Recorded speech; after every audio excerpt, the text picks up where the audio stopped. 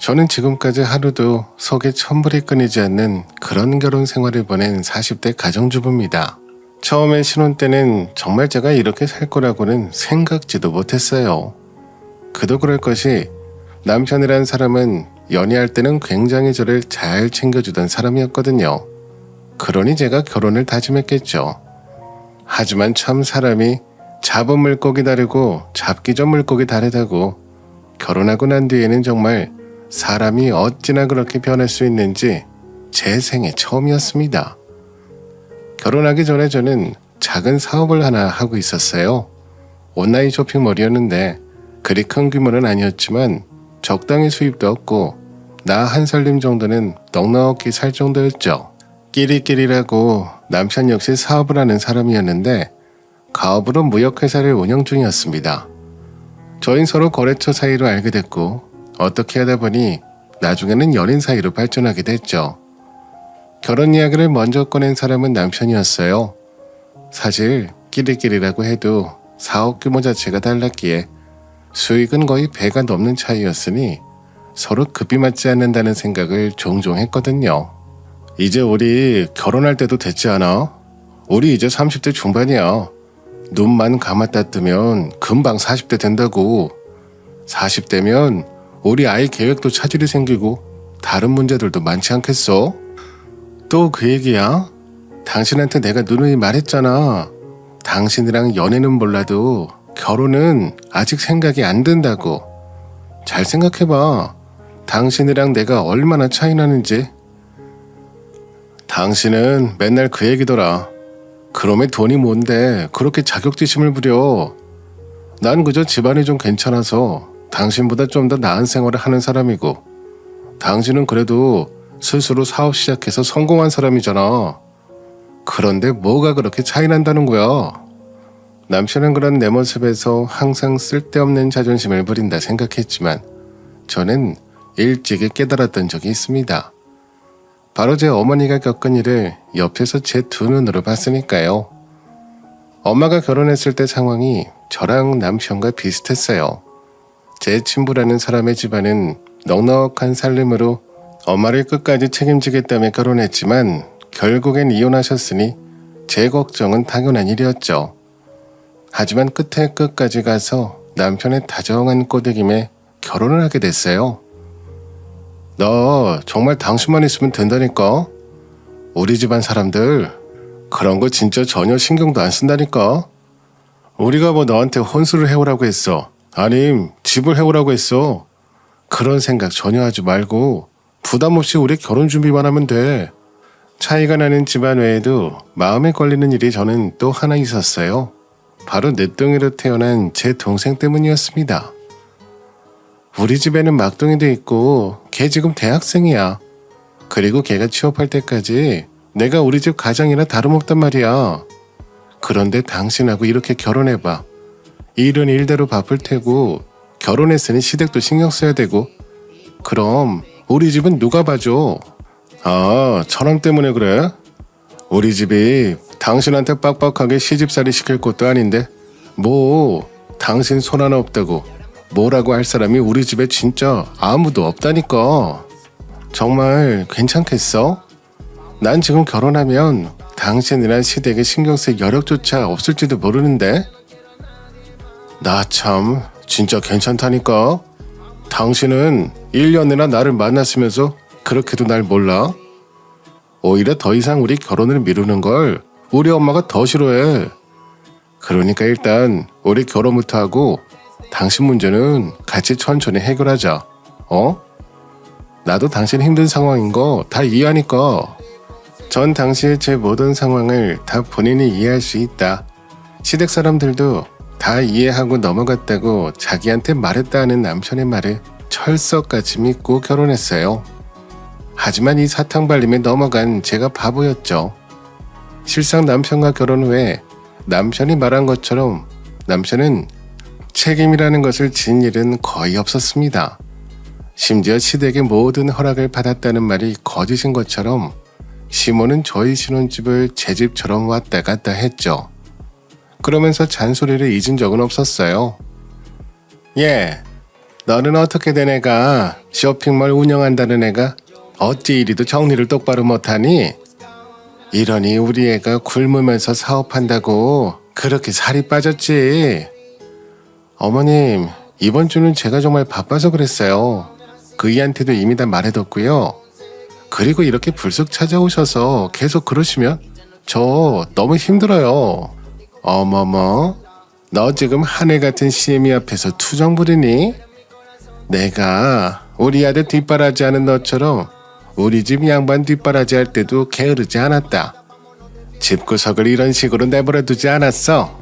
하여간 요즘 애들은 요즘 유행한다는 나 때는 을 매번 입에 달고 살던 시모였죠. 그렇다고 제가 집안일을 하나도 안 해놓고 다녔냐고요? 그건 절대 아니었습니다.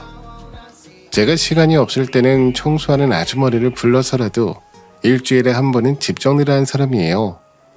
그냥 제가 친정에 더 신경 쓰는 게 마음에 안 들었던 거죠. 제발 어머니한테 얘기 좀 해봐. 언제까지 이렇게 불쑥불쑥 찾아와서 나한테 시집살이 시킬 예정이셔?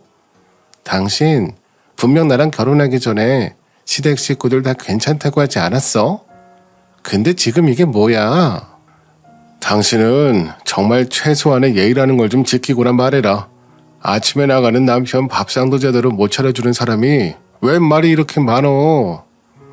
참나, 내가 당신 밥 차려주는 사람이야? 그리고 말은 똑바로 해.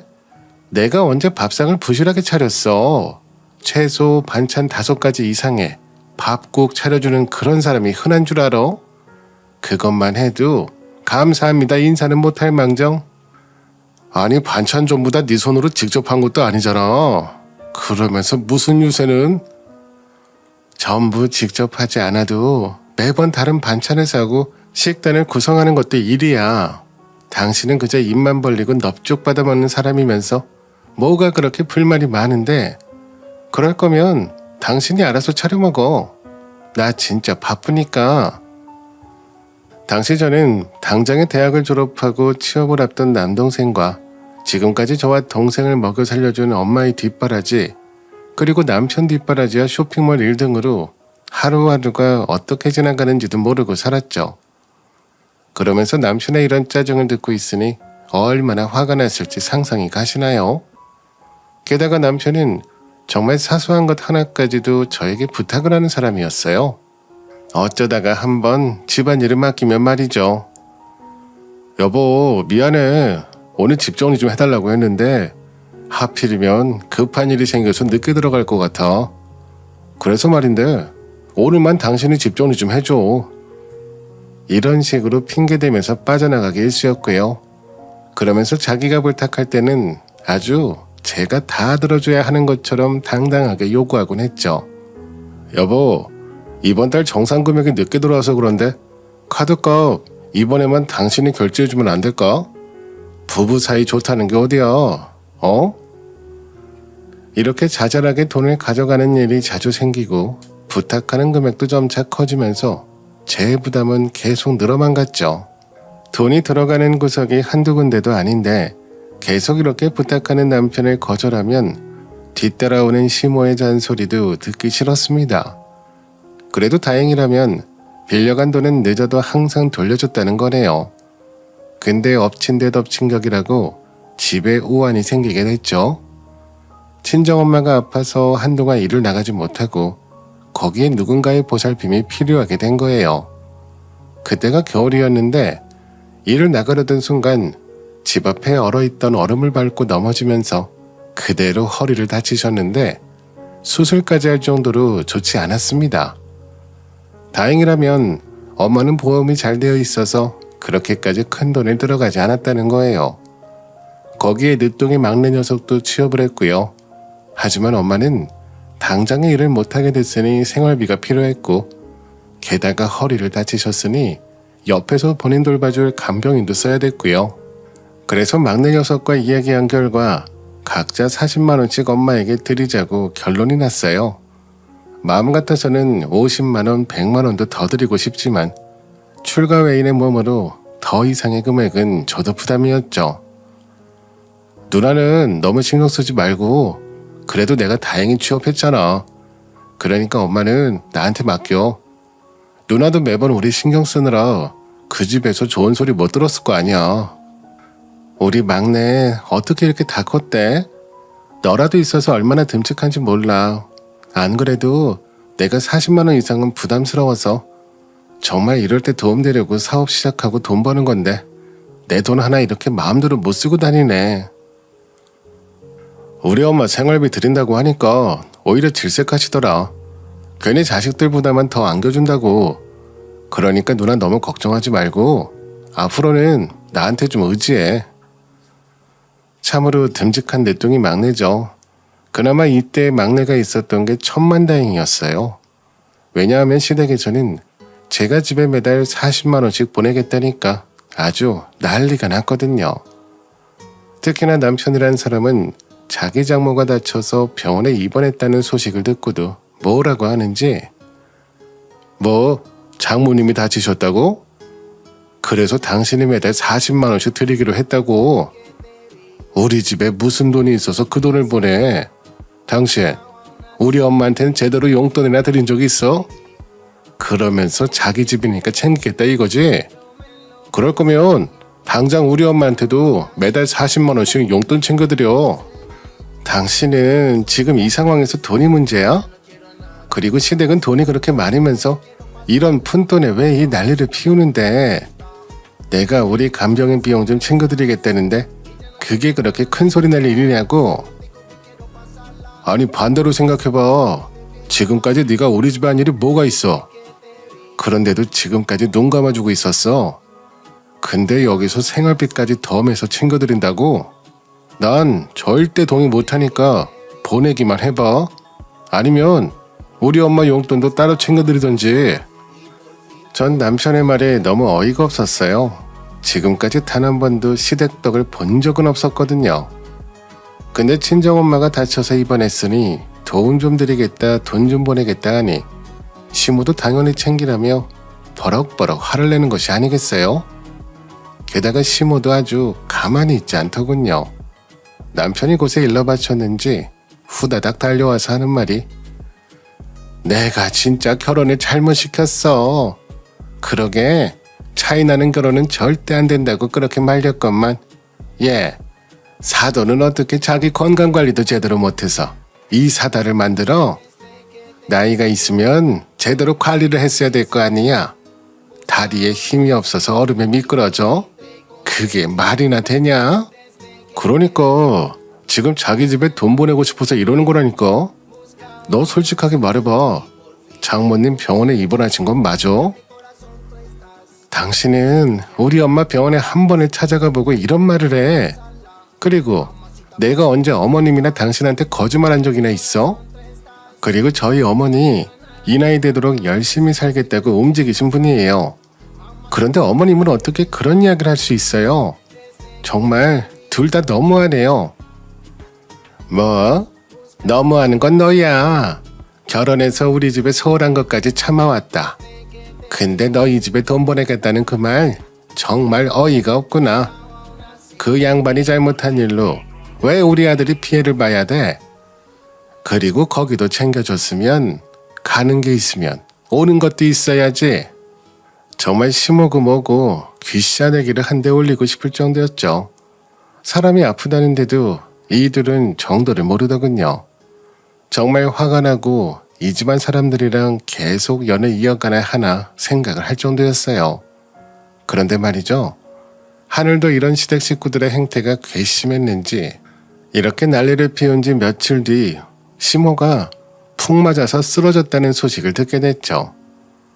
병원에 입원을 했다는 이야기를 들었지만 남편이 했던 행동도 있어 저는 당장에 달려가지는 않았습니다. 아무튼 이 소식으로 시댁은 발칵 뒤집혔죠. 당신 혹시 장모님 간병인 전화번호 몰라? 지금 우리 엄마 쓰러지셨잖아. 그래서 내가 여기저기 알아봤는데 당신이 찾았다는 그 간병인이 제일 저렴하게 해주더라. 그 사람 그냥 우리 엄마한테 붙여주고 당신은 다른 사람 좀 구해서 써. 내가 왜? 그리고 그게 말이나 되는 일이라 생각해? 당신은 지금 우리 엄마를 뭐로 생각하는 거야? 저번부터 보자 하니까 내가 아주 물로 보이나 봐. 나 당신보다 돈은 못 벌어도 나 혼자서 우리 집안 여기까지 끌어온 사람이야. 네가 뭔데 우리 집 식구를 무시해? 아이, 내가 언제 당신 집안 무시했다고 그래. 그냥 간병인 전화번호 좀 알려달라니까. 그게 그렇게 힘든 일이냐? 그리고 우리가 남이야. 우리 부부야, 부부. 그래, 말 잘했네. 우리 부부 사이인 거 이제 알았어? 그럼 부부 사이에 응당해야 되는 일도 당연히 알겠네. 당신은 지금까지 우리 엄마한테 한 번이라도 문병 간 적은 있고 그러면서 부부 사이를 노네? 아이, 그건 내가 미안하다니까. 알았어. 내가 장모님 문병 한번 가면 되는 거지? 당신이란 사람 참 사람 질리게 만든다. 나를 어디까지 실망시켜야 되겠어. 결혼 전이랑 어쩜 이렇게 다를 수가 있지? 아무튼 됐고 당신이 알아서 구해. 난 절대로 가르쳐주기 싫으니까. 남편이 계속해서 간병인의 전화번호를 달라 요구했지만 저는 괘씸해서라도 주기 싫었습니다. 게다가 시댁 식구들은 다들 싸가지가 두루 없더군요. 저희 남매는 서로 엄마 생활비 챙겨주겠다며 난리법석에 엄마 친척들도 엄마가 병원에 입원했다는 소식에 헐레벌떡 달려와서는 엄마 병원비 좀 챙겨주겠다 난리였거든요. 근데 시댁 식구들은 태생부터가 아주 싸가지가 없는 신우들이 있었어요.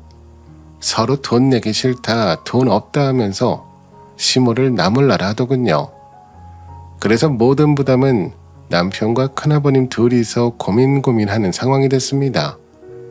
왜냐면 이 둘이 돌아가신 시부 사업을 이어받아서 하고 있었으니 말이에요.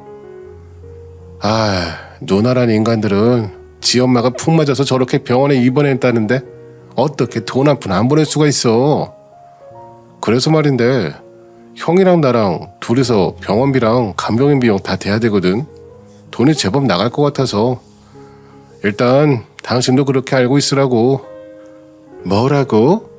그게 얼마나 나가는데? 지금 당신 생활비도 제대로 나한테 안 주고 있는 거 알고 있어? 이미 3달이나 밀렸어.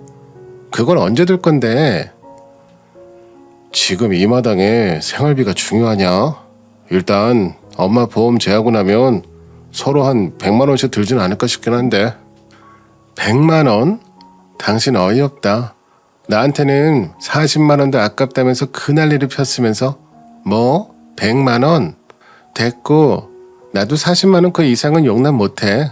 아니면 당신도 나처럼 알아서 해결하든지. 그 잘난 사업 아주 잘 된다고 하지 않았어?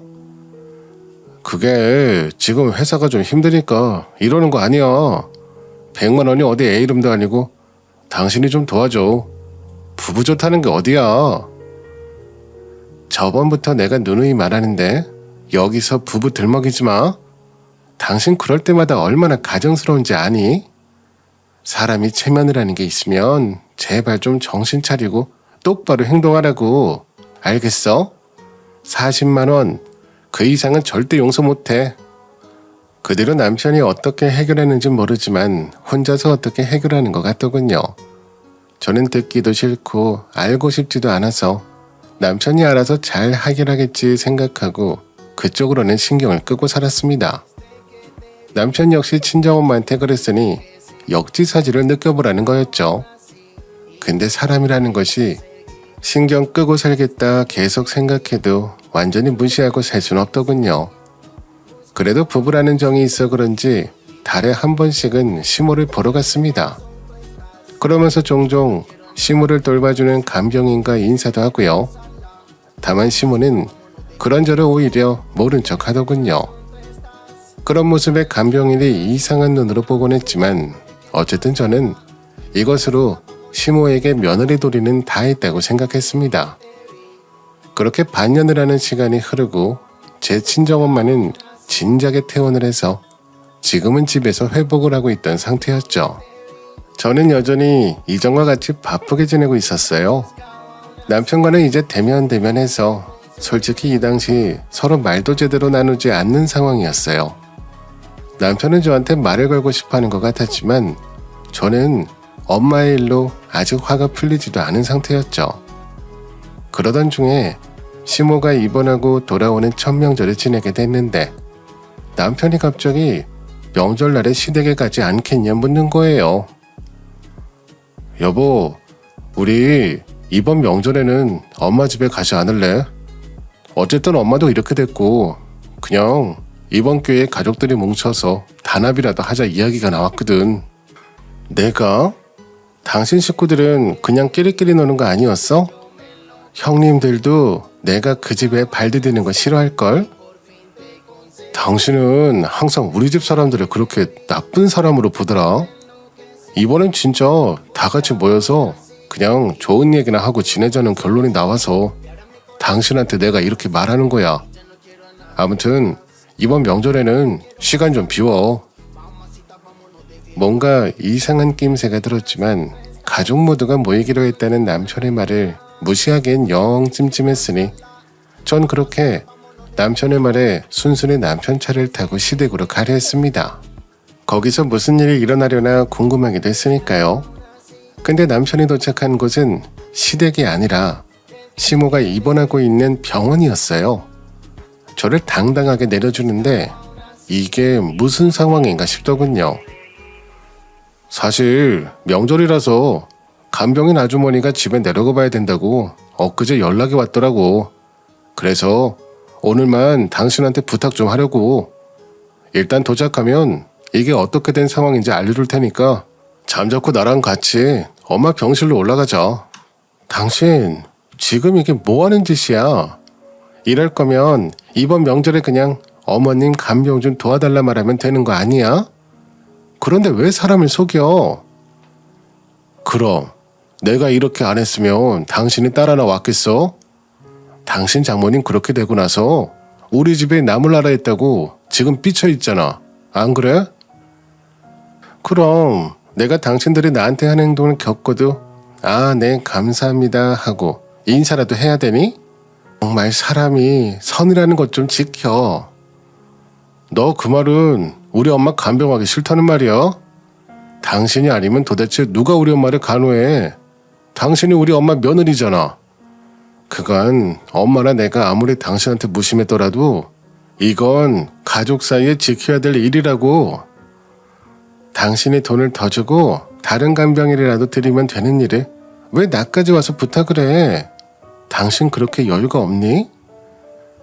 아무튼 됐고 여기까지 내가 운전해서 왔으니까 일단 당장은 내가 엄마 간병 볼게. 오늘 밤은 당신이 간병해. 내일은 내가 누나들 부르던 알아서 할 테니까. 서로 언성이 올라가던 찰나에 간호사가 찾아와서 여기서 큰 소리 내면 안 됩니다 하는 말에 저는 이런 일로 화내지 말고 화나 삭히고자 싶었죠. 매번 같은 일로 에너지 소비하는 것도 낭비라는 생각이 들었거든요. 일단 당신 하는 말 알겠으니까 나 화 좀 시키고 오자. 그리고 이번에 마지막으로 말하는데 당신 정말 아무리 부부라도 이런 식으로 행동하는 건 실례라는 것만 명심해도 서로 간에 배려라고 눈꼽만큼도 없는데 이렇게 부탁하는 게 말이나 된다고 생각해? 그렇게 남편과 병실을 뒤로 하는데 왜 나한테 이런 일이 생겼는지 서러운 마음에 당장 폭발할 것만 같더군요. 남편이 지금까지 나라는 사람을 자기 부인으로나 생각하고 있는지도 모르겠고 말이죠. 이런 복잡한 마음으로 남편과 함께 있으면 더 큰 소리만 나올 것 같아 밖에서 좀 걸으면서 복잡한 속이라도 다스리자 싶어 엘리베이터를 타려는 순간 누군가 제 옷을 끌어당기는 것을 느끼고 돌아봤는데 전 깜짝 놀라고 말았습니다. 거기에는 남편이 방금까지도 고향에 내려갔다고 말한 그 간병인 아줌마가 서 있었으니 말이에요. 아주머니, 고향에 내려가신 거 아니었어요? 저희 남편이 그러던데. 네? 제가요? 아닌데. 전 단 한 번도 그런 말을 한 적이 없는데요. 게다가 그쪽 시어머니 간병 그만둔 지도 오래고요. 전 며느님 오랜만에 봐서 반가워서. 간병인 아주머니는 제 옷을 붙잡으면서도 두리번거리며 연신 누가 오는지 살펴보더군요. 그러면서 그대로 저를 끌곤 근처 비상구로 절 데려갔죠. 일단 조용히 나 따라와요. 그간 바빠서 병원에 잘 오지도 못한 거라면서요. 지금까지 계속 이야기해 주려고 기다렸는데 아무튼 저기서 나랑 이야기 좀 합시다. 그렇게 간병인 아주머니 입에서 나온 얘기는 정말 가관도 아니었습니다. 에휴, 애기 엄마, 얼른 그 집에서 도망쳐요. 그 사람들 아주 무서운 사람들이야. 이대로 있다간 당신 시어머니란 사람 모시고 살아야 될지도 몰라요. 식모처럼. 네? 무슨 말씀을 하시는 거예요? 제가 왜 저희 어머님을 모시고 살아요? 제가 뭐 때문에요? 그나저나 아주버님 정말 오늘 쉬는 날 아니에요? 이것 봐. 저 그쪽 남편한테 해고당한 지 벌써 3주는 더 됐어. 나도 이렇게 갑자기 그만두는 게 어딨나 항의했는데 씨알도 안 먹히더라고. 그래서 어떻게 말이라도 통하는 상대랑 이야기해야지 하면서 애기 엄마를 그렇게 기다렸는데. 해고요? 왜 해고를 당해요? 남편이 아주머니를 해고했다고요? 시댁에 아무도 어머님 돌볼 사람 없을 텐데. 이것 봐. 내 아무것도 모를 줄 알았어. 내 며느리 착한 사람 같아서 사람 목숨 하나 살려야겠다 싶어 이렇게 기다렸는데 정말 잘한 짓이었네요. 그 집 남편이 말이에요. 갑자기 집에 돈이 없다면서 저한테 당장 그만둬야겠다고 말하지 않겠어요? 네? 돈이 없다고요? 제가 알기로 남편 회사가 그렇게 어렵다는 소식은 못 들었는데 그냥 힘들다고만 했지 돈이 없다거나 그런 이야기는 전혀 없었는데. 아무튼 그래서 내가 물어봤지. 이렇게 몸 아픈 양반 누가 보살펴주는 것도 아닌데 내가 그만두면 누가 보냐고 하고 말이에요. 그런데 당신 남편이란 사람이 아주 당연하다는 듯이 애기 엄마가 그 양반 보살핀다고 하지 않겠어요? 내가 그거 동의된 거 맞냐 물어도 묵묵부답이더라고. 그래서 이거 심상치 않다 싶었지.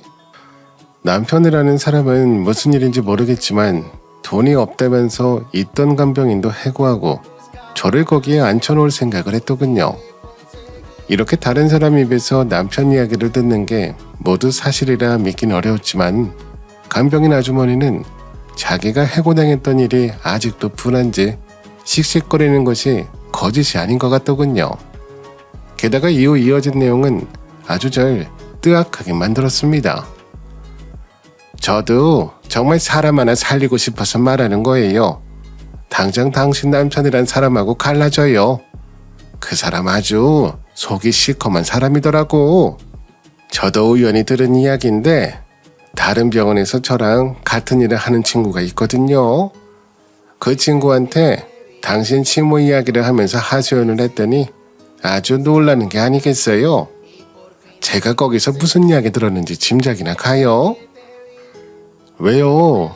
저희 그이랑 어머님이 무슨 잘못이라도 저질렀다고 하던가요? 아니면 시댁 식구들이? 애기 엄마 사업 하나 하고 있다면서 그거 아직 남편이 뭐라 하지 않았어요?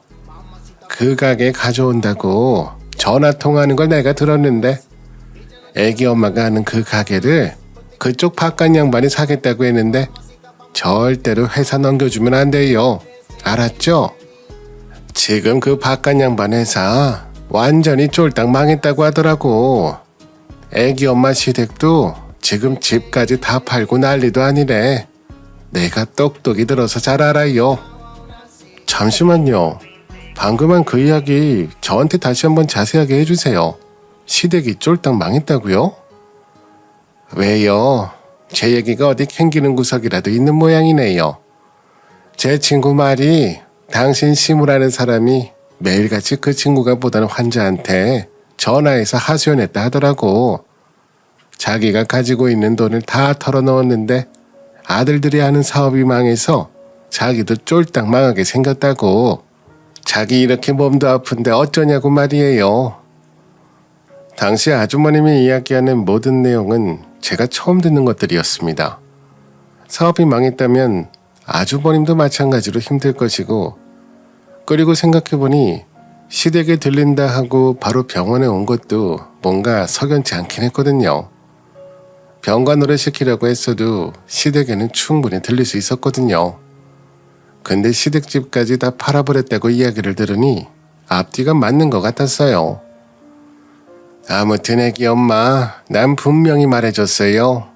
애기 엄마가 하는 사업 절대로 남편에게 넘기면 안 됩니다. 알겠어요? 그거 사업 뺏어다 놓고 애기 엄마는 여기 병원에서 병수발만 시킬 생각이더라니까. 그 소리까지 들으니 이건 시댁만의 문제가 아니라 저한테도 큰일이라고 생각이 들었습니다. 아무튼 이렇게 알려주셔서 너무 감사합니다. 이 뒤는 제가 혼자서 알아볼게요. 정말 감사해요. 별말을요. 아무튼 몸 조심해요. 그 집 사람들 아주 무서운 양반들 같았으니까. 간병인 아주머니의 말을 전부 믿긴 어려웠지만 같은 일을 하는 사람 중에 시모와 친했던 지인의 이름을 들먹이는 게 영 못 믿을 내용은 아니다 싶더군요.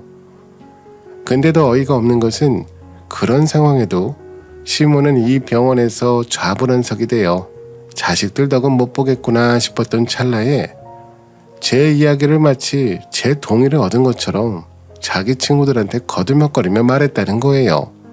자기가 그래도 며느리 하나는 잘 봤다면서 말이에요. 거기에 덧붙여 이런 상황에 자기를 책임져야 할 사람은 나밖에 없다는 말까지 하면서 말이죠. 사람이 너무 기가 차면 웃음밖에 안 나온다더니 정말 그렇더라고요. 저는 기가 막힌 심정으로 남편이 있는 병실로 올라갔습니다. 제가 들어가자 남편은 기다렸다는 듯이 저를 밖으로 불렀고 그리고는 곧장 황당한 소리를 하는 겁니다. 내가 할 말이 하나 있는데 우리 부부인데 각자 돈 관리하고 사업도 각자 하고 있잖아. 그것도 너무 비효율적인 것 같아서 말이야. 세금적인 측면은 물론이고 남들이 보기에도 그렇고 게다가 처남도 이제 취업까지 했으니 당신 부담은 많이 줄 거 아니야. 장모님께 드리는 용돈에 대해선 내가 일절 이야기할 생각도 없으니까 우리 각자 하던 사업을 이번에 다 합치자. 너무 늦긴 했지만 이제라도 그렇게 하자. 저는 순간 아주머니가 했던 이야기가 떠올랐어요. 최대한 티를 안 내려고 노력하고 있었는데 남편은 제 눈치를 보며 그러더라고요. 하여간 당신은 내가 그냥 합치자는 것도 아니고 우리 회사 지분 당신한테 줄게. 그게 무슨 말인지 알지? 이거 엄청 큰 거야. 내가 30% 주겠다고. 당신이랑 나랑 우리 형까지 공평하게 3등분해서 갖고 있자고.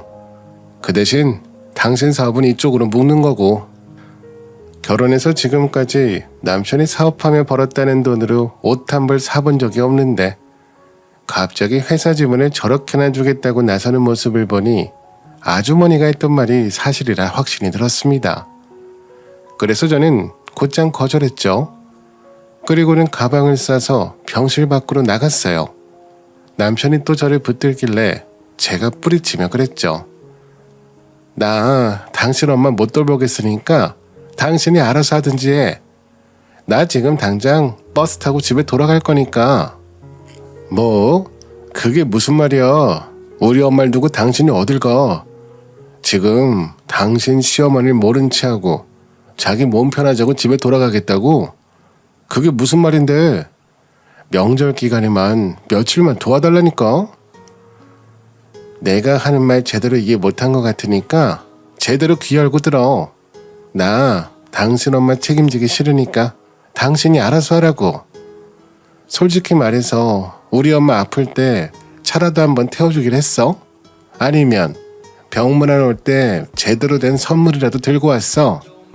아무튼 난 간병 안 할 거니까 그렇게 알아. 아이, 아직도 화난 거야? 병원에는 급해서 온 거라니까 왜 그래?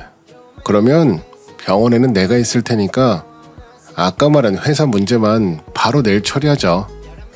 우리 부부가 공동으로 재산도 쌓고 그래야 더 사이도 좋아지지. 저는 남편을 향해 웃으며 말했습니다. 정말 대단하다 너희 집안. 그래서 지금까지 당신 빚 있는 거, 사업 쫄딱 망해서 집안도 다 말아먹게 생겼다는 거 나한테 말 안 했어? 언제까지 나한테 숨길 생각이었는데 내가 가만히 내 일로 바쁘니까 뭣도 모르는 바보처럼 보였니? 당신 어디서 그 얘기를 해? 당신 어디서 그런 소리 들었어? 그게 무슨 소리야? 우리 회사가 왜 망해? 아무튼 당신하고 이제 이혼이야. 나도 이직구서 나한테 아무것도 해준 것 하나 없고 그 지긋지긋한 잔소리 정없는 시댁 식구들이랑 안녕이다. 뭐라고? 당장 안 돌아와? 어디서 며느리가 돼가지고 그따위 소리를 해. 잠자코 돌아와서 엄마 간병이나 해. 너야말로 어디서 그따위 소리 짓거려. 지금부터 한 번이라도 나한테 병원 얘기 꺼내면 당장 이혼할 줄 알아? 알겠어? 남편이 뭐라고 하는 소리가 더 들렸지만 전 무시하고 나갔죠. 그리고 집에 가서 제가 할 일을 하고 있었습니다. 그런데 남편이 화가 났는지 쿵쾅거리며 집으로 돌아왔고요. 그랬거나 말았거나 전 제 할 일만 하고 있었어요. 당신 지금 당장 짐 싸서 다시 병원으로 가지 못해? 내가 오늘만 당신한테 맡기려고 했더니 안 되겠네. 오늘부터 그냥 우리 엄마 옆에서 병수발이나 들어. 내가 왜? 당신이야말로 분위기 파악 제대로 해. 내가 했던 말 이해 못했어? 한 번만 더 그딴 소리 하면 이혼이라고 내가 말했지. 아, 이혼? 그래. 당신이 지금 당장 병원으로 돌아가서 우리 엄마 간병 안 하면 나도 가만히 안 있지. 지금 당장 짐 싸서 이 집에서 나가. 여기 내 명의로 된 집이니까. 누가 나가라면 못할 줄 알아? 그래. 여기 당신 명의로 된 거 나도 잘 안다. 더러워서 내가 이 집 구석에 안 있어. 그리고 남편 말대로 짐을 싸기 시작했죠. 사업도 망하고 빚도 있는 주제에 부부라면서 아무것도 털어놓지 않는 놈을 제가 남편이라고 믿고 지내기엔 이미 저희 부부 사이에 신뢰는 금이 가고 깨진 상태였으니까요. 더 이상 이런 남자랑 혼인 상태를 유지하면 안 되겠다는 생각이 들더군요. 당신 말대로 지금 나가면 두 번 다시 이 집에 발 못 디뎌. 잘 생각하고 행동해. 여긴 내 명이고 당신이 이 집에 돌아올 수조차 없게 집 팔고 엄마 집으로 들어갈 수도 있어. 뭔 소리야. 시댁집도 팔았잖아.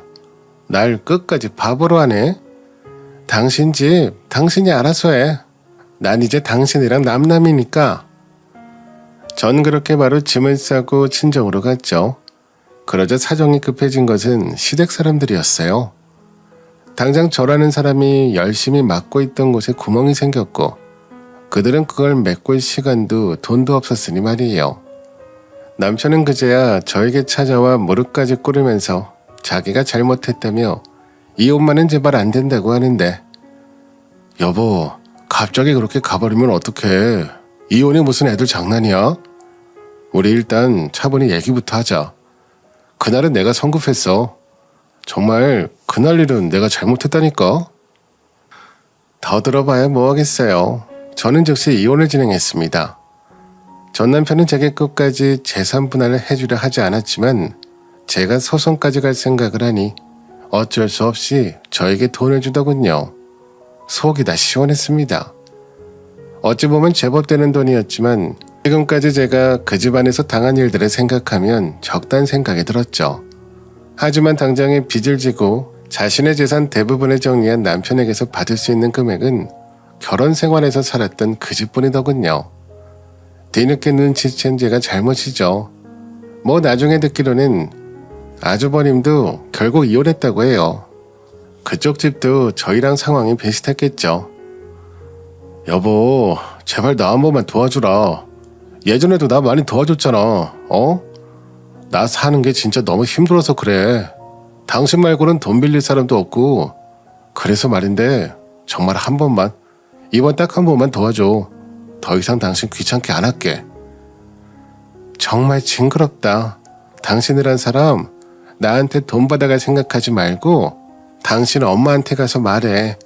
난 이제 당신이라는 사람이랑 아주 남남이니까. 저희 친정 식구들은 모두 제 이혼을 환영하고 있어요. 누나, 이혼 잘했어. 우리 엄마 아팠을 때 그 집 식구들 했던 짓만 생각하면. 그래, 이혼이 결코 좋은 일은 아니지만 그래도 그런 사람이라면 빠르게 돌아서는 것도 좋지. 나도 네가 그런 일까지 당하면서 결혼 이어가길 바라진 않아. 그나마 네가 다치지 않아서 천만다행이다. 사업도 지키고 너무 다행이지. 아직 어리게만 생각했던 막내였는데 다 커서 이런 말까지 할 줄 알게 된 걸 보니 시간이 정말 많이 지났구나 하는 생각이 들더군요. 제 주변 사람들은 이제 40이가 넘었으니 이혼 그게 무슨 대수냐고 그러긴 합니다. 참 사람 사는 인생이 한치 앞도 모른다더니 저 같은 경우를 말하는 것 같아서 아직 마음은 조금 복잡하네요. 그래도 아직 저한텐 남은 시간이 많으니 잘 헤쳐나가리라 굳게 믿으면서 하루하루 열심히 살려고요.